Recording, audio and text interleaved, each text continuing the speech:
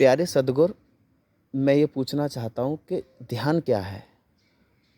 बहुत अच्छा प्रश्न है आपका। कई जिज्ञासुओं के अंदर ये प्रश्न आता है, मगर इसका कहीं से कोई सही सही जवाब हमको नहीं मिलता है। ध्यान किसी धारणा का नाम नहीं है। जी।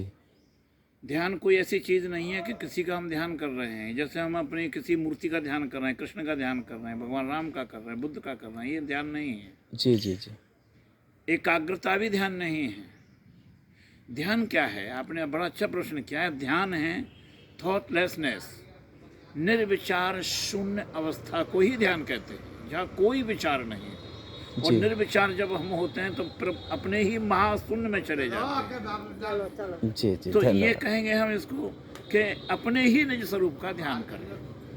ध्यान में जैसे किसी ने कहा है कि ध्यान मूलम गुरुर मूर्ति, जी, जी, मंत्र मूलम गुरुर वाक्य। मैं कहता हूं कि गुरु भी क्यों आए, गुरु भी नहीं आना चाहिए आड़े।